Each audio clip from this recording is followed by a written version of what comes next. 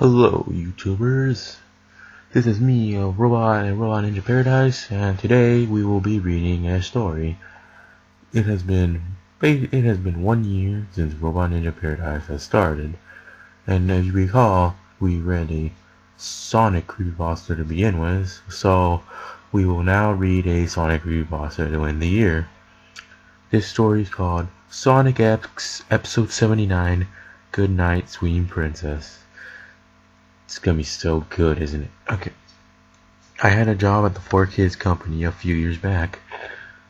The company that did the poorly made, made Sonic X dubs.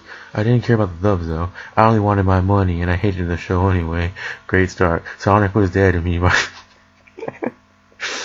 on the internet, I remember that Sega wanted to continue the horrible, abominated. Okay, this guy hates Sonic X.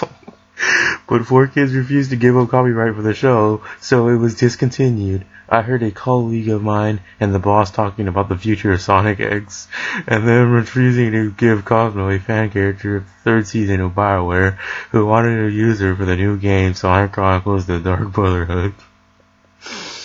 Yeah, this is good. I wanted to ignore the conversation and wanted to proceed on copying my papers when suddenly the word Episode 79 fell. Okay, I hated that anime so much because the pink hedgehog Amy Rose, who was constantly chasing after Sonic with her slutty dress and the high-pitched annoying voice. But I knew there were only 78 episodes. I stopped and walked over to the two asking about the episode, but my colleague told me they already got rid of it. I shrugged it off and went back to doing my work. At 4 p.m., I could finally go home, but when I passed the trash containers, the story belongs in the trash, by the facility, curiously took over me. By the facility, put commas, took over me, and I peeked inside. I noticed the DVD case without any cover, but a CD inside. I took it out and brushed off some dirt. The DVD had Episode 79 written on it with a black permanent bomb marker. Bingo! I had found the lost episode. Looking around, I didn't see anyone watching me, so I took the DVD case with me. I wasn't really excited about the episode, but clearly you were, and hoped it wasn't some stupid Sonic crap polluting my TV screen. I only wanted to pull the episode onto my computer and post it onto YouTube to gain some fame.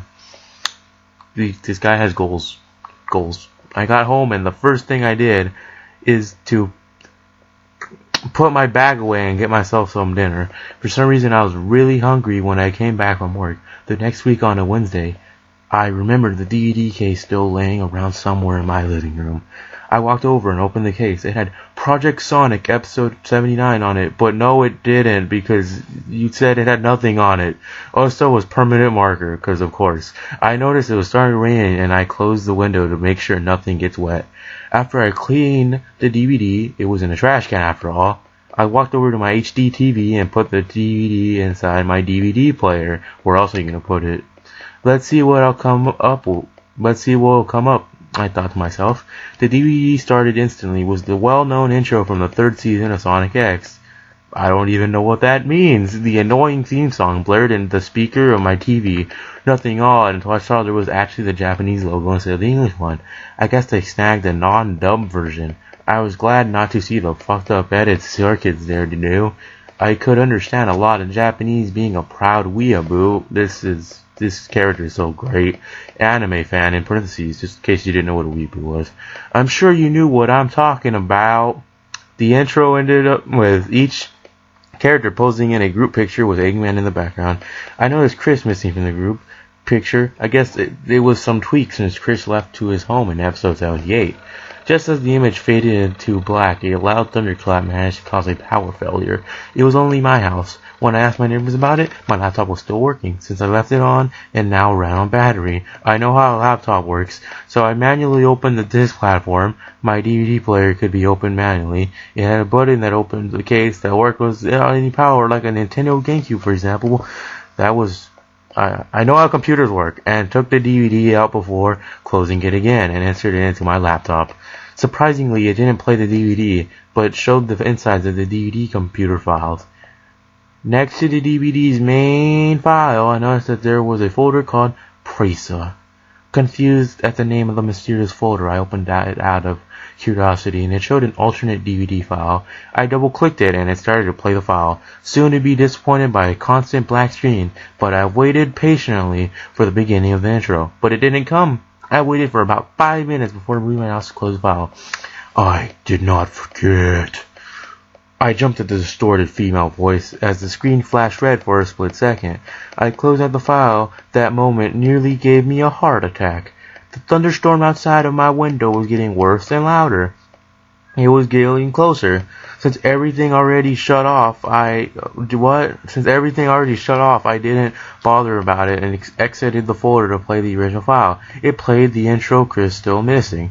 The episode started with Amy and Cream sitting by a table with Vanilla, Cream's mother. They were enjoying cake and tea. I was disappointed when Amy started to cry out for Sonic's love again. Vanilla suddenly slammed her fist down the table and leaned close to Amy.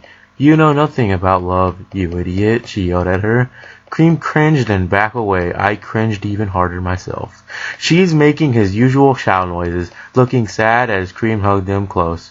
That's how I lost him. That's how she lost too. Oh wait, I'm sure you know Cream never had a father. Thus Vanilla had no husband. I guess it wasn't true love then. Amy taunted Vanilla instead of being reasonable. I think this is a fanfiction, guys. The camera zoomed in on Cream, who blinked as a flashback started. No white borders, thank Christ. With Cream and Vanilla walking along a park, Cream was holding a picnic basket. I don't think that's how you spell picnic. After a second, she asked her mother where their father was. Vanilla glared at Cream, who cringed at what's up with all this cringing, and became quiet. It returned to the current scene with Vanilla slapping Amy across the face.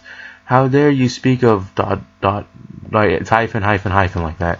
The name was interrupted by the screen going black for the exact moment the name would be told. I was disappointed, but Vanilla continued. Amy now on the floor, staring up at her. He was a hero you will never be. He gave up his life for us.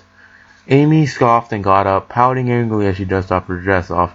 No one's a bigger hero than my Sonic-kun. The cringe is real. Vanilla pointed towards the exit. Leave, Amy idly waved her hand at Vanilla before exiting the building. Cream pleased for Amy to come back, but the scene already showed Amy walking away from the Vanilla's house. Vanilla put out a tissue as she started to cry. Cream walked over, worried about her mother. Vanilla bent down to Cream and gently hugged her, crying softly. Cream looked over at Vanilla and asked the question I had in my mind. Who was my father? As Vanilla sat down and pulled Cream onto her lap and the screen cut to black. I sighed softly in disappointment, but patiently waited for the screen to return. I did not forget what you did to me. This time I didn't really jump. It was the same female voice that scared me the other time, but much calmer and less distorted. It was soft, and it sounded sad.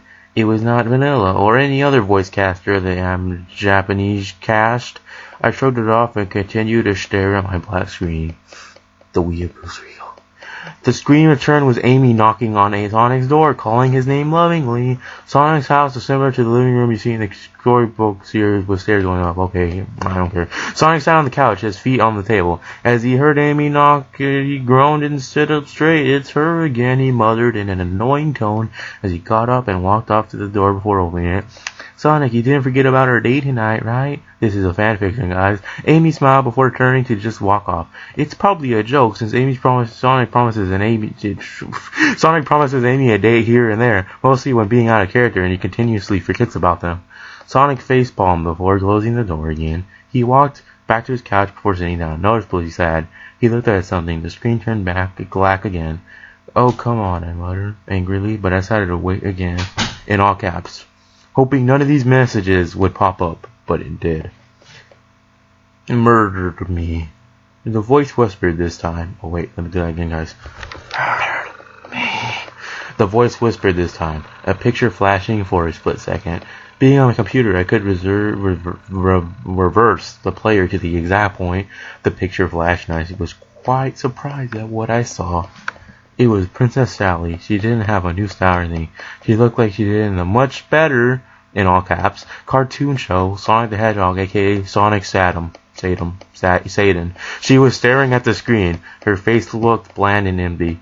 She was missing her mouth and the whole picture had a red tint to it, especially her now crimson eyes. I snatched a screenshot of it, imported it to MS Paint, and saved it to my computer. I still have the file called Sally.png. Now, you see, the top of the story has the image in question, and it itself looks like an MS Paint job. So, coincidence? I don't think so. I continued to play the file. It took a while for the screen to return again, and the picture of Sally disturbed me, but also made me happy. Did Sega not forget about Princess Sally at all? The screen returned. It had a faint white border to show it was a flashback scene. Now, I'd just like to point out that the guy is clearly a huge Sonic fan, so you think he would know about the comics. Just saying, you know? Does anybody remember Rosie the Rascal, the actual sweet little girl before the other pink bitch showed up? Yeah, this guy hates Amy Rose. That's pretty obvious. Yeah, she was playing along a forest humming a playful tune. I think she was voiced by Cream's voice actor, only using a different voice pitch. Rosie entered a house that I couldn't really recognize. It was a wooden hut with a hay for a roof. The camera cut to outside. Most of the things inside were made of wood. At first I thought it was supposed to be something tribal, but then I noticed the handheld computer Nicole on the small round table. It hit me. Was this Sally's hut? Indeed, the camera cut to Princess Sally. She looked very pretty in the Sonic X style. By the way, staring out the window. I hope Sonic will return from his mission soon. I'm worried about him. Sally's voice was the voice from the messages in the black screens. Rosie stood there looking at Sally in the background. Are you Sally Acorn? Rosie asked curiously as Sally whipped around, startled by Rosie. And who might you be? Rosie's smile faded and her expression was blank. Answer me. Sally blinked a few times, but she answered anyway. Yes, I am. The camera zoomed in on Rosie's face, front shot, which isn't usual. And you love Sonic, right? And Sonic loves you. Sally seemed irritated at that. Standing up. Who are you? She asked again, sounding unnerved. Rosie didn't stop staring at Sally with those hateful brownish eyes. Die. The screen cut to black a final time. Loving Sally, I yelled in space. Why would Sega do this to me? To Sally. I waited, tears welling up in my eye. Bar there. Please be there. This is shit, guys. The story's cliched, but it's not over. Live. Live. The file ended. I let my head sink down on my arms, sobbing softly. Sally would never come back. Those bastards at the company murdered her and nobody would remember her. The comic book, guys, the comic book. I stayed that way for a few more minutes before then I still had that other file, hoping Sally would still be alive on it. I clicked the preset in all caps folder and opened the second DVD file. Black screen like before. I waited, still sniffling. Being too lazy to blow my nose, the Sally image flashed again. Sonic, Sally's voice whispered. Another image flashed across the screen of my laptop. It was the same image, but the white part of her eyes were gone. More MS Paint, guys. It's another picture of Sally. Now her pupil was missing, leaving her eyes as empty black voids. Not, in quotes, the picture stayed this time, followed by a long sign. I was about to close the file, starting to sob again, but then I noticed the picture was changing. Black gooish tears started to run down Sally's cheeks.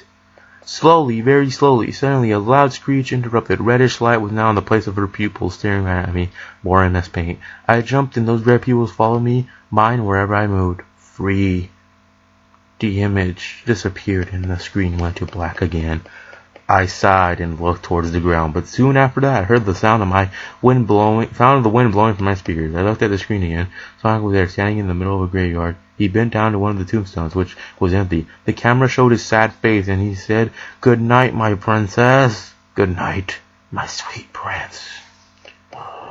In a gentle, loving tone as he set some flowers beside the tombstone before he left. This is some guy's fan fiction, isn't it? Right as Sonic was out of the sight, Amy came over, looking down at the empty tombstone angrily. She scoffed. I can't believe he still won't give up. Before she raised her hammer and yelled before smashing the tombstone as the file ended. Thug life. I sighed sadly and closed the DVD player. When I looked at the files, the DVD files were gone. Instead of them, I saw a text file. I didn't really want to, but I opened it anyway. Amy was not supposed to exist. She was created to place 2 at 11Y, which just sounds stupid. It's Sally. It's Sally, guys. Enough. I closed the text file on the folder, but I didn't have time to recover as I was staring at Princess Sally replacing my desktop.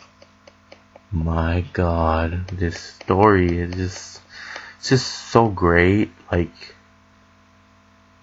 Like, it's so good. You guys clearly tell I don't like the story. It's just awful. It's cliche. So yeah, that wraps up a whole year of Too Spooky for me, doesn't it? You'll probably like get like a few down this year again. Yeah. Well, this has been Too Spooky for me, and I'm out of here.